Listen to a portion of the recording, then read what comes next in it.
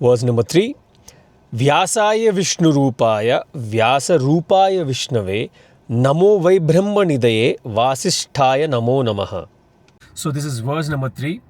Now, this verse again is paying salutations to Vyasa, who is the composer of Mahabharata and who's also the composer of Vishnu Sahasranamam. So this verse is again saying that Vyasaya Vishnu Rupaya, Vyasa Rupaya Vishnave. So he's saying that Vyasaya Vishnu Rupaya. That means Vyasa, who is the Rupam or who is the form of Vishnu, and Vishnu in turn is also the form of Vyasa. Like they say, the divine is nowhere else but in us. So you are the divine and the divine is you. So it's again paying salutations to the lineage. And in the last line it says Vasishtaya Namo Namaha. So again the lineage of Vasishta to Vyasa. Verse number 4.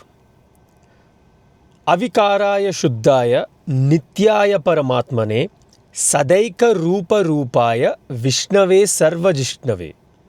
Avikara, which means he is like the changeless one. He does not undergo any change like the entire world does. So he's like, he never changes. He's steady and he's as he is. He's unperturbed or undisturbed by the changing universe.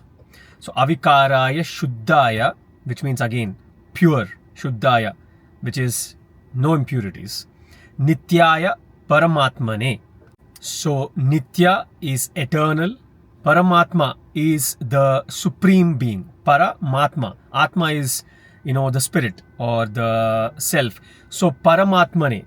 Nityaya Paramatmane. That means the eternal supreme being.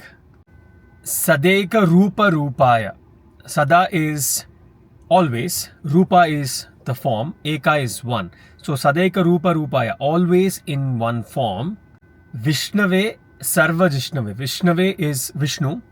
Sarvajishnave. Sarva is all pervading. Jishnave is the conqueror. So the conqueror of all. So this verse, Sadaika Rupa Rupaya, Vishnave Sarvajishnave. So this is basically paying salutation again to the pure form of Vishnu. So even before the main context of Vishnu Sahasranam begins, it's like paying homage or paying tribute or salutations to the composer of it and Vishnu itself in like different verses.